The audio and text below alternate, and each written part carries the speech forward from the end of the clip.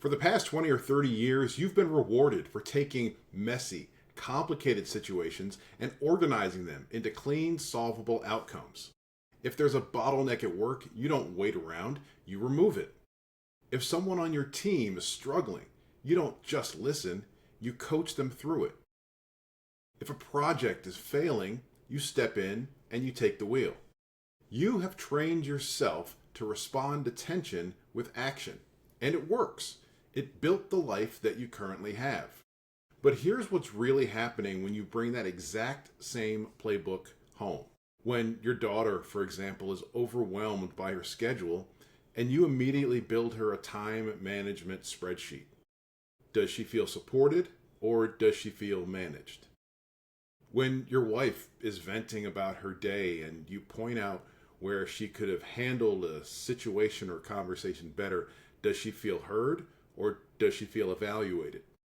When your buddy calls you and he says that he's going through something with his marriage or on the job, and before he finishes the sentence, you're already 3 steps ahead into what he should do next. He doesn't call back as often. You think a lot of times that you're offering solutions and they feel like they're reporting to a boss. You know that moment. You've probably had it. It's 7 p.m. on a Thursday. You just walk through that door after putting out fires all day long. Your wife starts telling you about a problem she's having with her sister, or maybe your teenage son is dragging his feet on a college application. And before you even realize you're doing it, you slip right back into the mode that pays your mortgage. You start asking diagnostic questions. You start to lay out a timeline. You offer 3 actionable solutions. You're being helpful. You're being efficient. You're doing exactly what makes you invaluable in a boardroom. And in return, they're looking at you like you just insulted them. The conversation shuts down. Your wife says, "Never mind, I'll figure it out." Your son walks back to his room, and you're standing in the kitchen wondering, why did that exact same competence that you built your career on is currently, metaphorically, burning your house down? Here's the reality. It's not a communication issue. It's a translation issue. And I want to talk about that because I've been in that metaphorical kitchen, not as an observer, but as the guy standing there holding a perfectly logical solution that nobody asked for. That happens to almost every accomplished man that I work with, but it looks a little different depending on how you're wired. Maybe your default response to any negative situation is to immediately try to repair it. Maybe you think the best way to show love is to supply resources or to give answers. Or maybe sometimes ambiguity makes you feel uncomfortable, so you try to organize your family's chaos just to create and get some peace. You could be a fixer, a controller, a calculator, a provider, a performer, a protector, or a drifter. It doesn't really matter what you call it. It's the same wiring underneath. The playbook that made you invaluable in one context has become your default response to every context. I know this man because I've been this man. I've worked with this man. I've spent more than 25 years working with accomplished men, and I've watched this pattern play out in boardrooms, in living rooms, and in my own life. It doesn't care how successful you are. If anything, the more successful you are, the harder it becomes. Here's the thing about a default. You don't choose it in the moment, it chooses you. It's the move that your brain makes before you've had a chance to decide if it's the right one or not. And for most accomplished men, that default was built in a world that rewarded speed, decisiveness, and ultimately results. Nobody gives you a trophy for staying in ambiguity. Nobody promoted you for saying, "I don't know, tell me more." You got recognized for having answers, so you got really, really good at having them. The problem isn't the skill, the problem is the context switch that never happens. Now we know this. At work, there's a clear signal for where to step in, a deadline, a deliverable, a problem that needs to be solved by the end of the day. The context tells you when to activate. At home, there is no such signal, so you bring the same activation to every conversation, every tension, every moment that feels unresolved. Your family isn't presenting you with problems to solve. They're living their lives, but your default reads their stress as a signal and you respond accordingly. Your son isn't asking for a project plan, he's asking for you to be interested in him. Your wife isn't asking for an evaluation, she's asking for you to be present with her. And the gap between what they need and what you're giving them, they feel it, even if nobody says it out loud. Now, if you want to know exactly which one of these patterns you're running right now, there's a link in the description below to the Leader in the Mirror Project self-check. It's going to take about 5 minutes, and it'll show you exactly where your default kicks in and why. And now here's why this actually matters, because here is what it's costing you. If you keep managing your family like a team, you will eventually create an environment of compliance, not connection. Your kids will stop coming to you with their problems because they know that coming to dad means getting an assignment, a lecture, or a project plan. They don't want a project manager. They want a father. And here's how that actually plays out.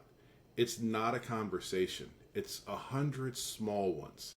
It's the time that your daughter started to tell you about a friend's situation and you immediately told her what she should have said in the moment.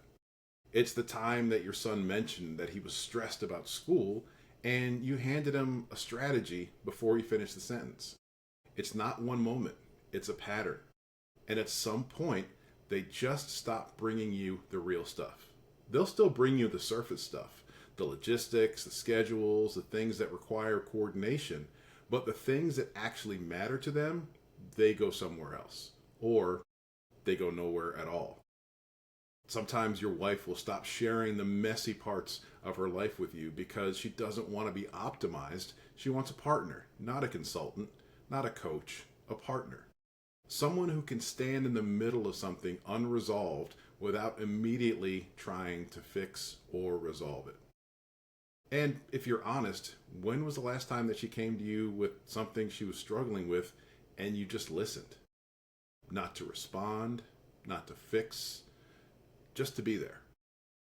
If things stay exactly like this for the next 12 to 24 months, what's that going to cost you?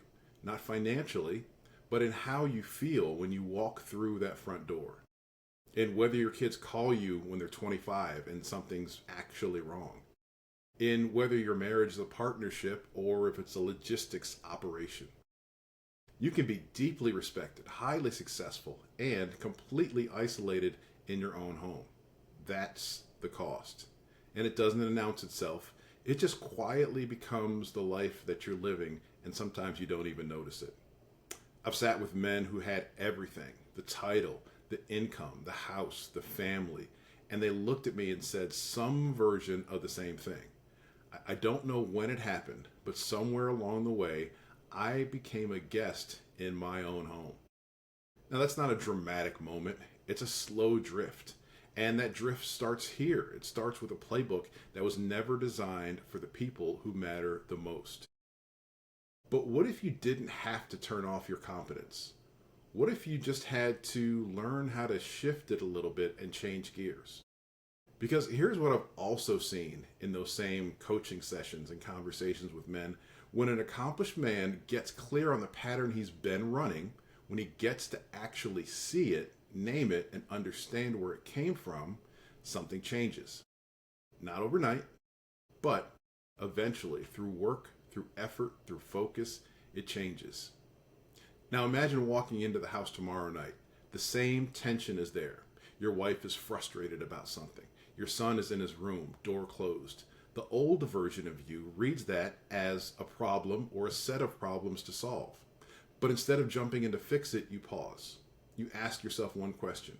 What does this moment need? Does it need a solution or does it need a witness? That's it. That's the whole move. It's not a framework. It's not a 5-step process. One question asked to yourself before you open your mouth. When your wife is venting, you don't offer 3 options. You say, that sounds exhausting. Tell me more. And you actually mean it. When your son is quiet, you don't interrogate him. You sit near him. You ask one question and you let the silence do the work. When your daughter is overwhelmed, you don't build her a plan. You ask her what she actually needs from you right now, and then you do that one thing, not the thing that you think that she needs. When you stop reacting to your family's stress as if it's a threat to your peace, you'll realize your wife doesn't need your strategy, she needs your presence. You realize your son doesn't need your correction, he needs your curiosity. You get to stop being the guy with all the answers, and you get to start being the man that they actually want to be around. Now, that version of you isn't soft, he's not less capable, he's actually more capable because he knows which tool to pick up and when. The fixer, the provider, the controller, these aren't bad things, they're just not the only things. And when you know which one you're defaulting to, then you get to choose something different. You get to make adjustments. You get to choose and create patterns that work for you. Because here's what I know after working with accomplished men for more than 25 years. That metaphorical house, it doesn't burn down all at once. It happens slowly. One conversation that shuts down. One moment that your kid stops bringing you the real stuff. One night where your wife stops trying to explain how she feels because she already knows where that conversation is going. You don't notice it until you look up one day and realize the people that you built everything for are in the same house, and still somehow you feel alone within it. That's not a family problem, that's a pattern problem, and that pattern has a name. The question that matters right now isn't how to fix your family. The question is, what pattern are you running that's been making them feel like they work for you? You know, I've said this before, you can't change what you can't see. A place to start is to go take that leader in the mirror self-check. The link is below. 5 minutes, it'll show you exactly which default you've been running so you can start to make that decision tonight, not someday, who you want to actually be when you walk through that door. Because that version of you that built the career, he's not the only version that's available. Now, if this spoke to you, remember to like, comment, subscribe, and hit the notification bell as well. Talk to you next time.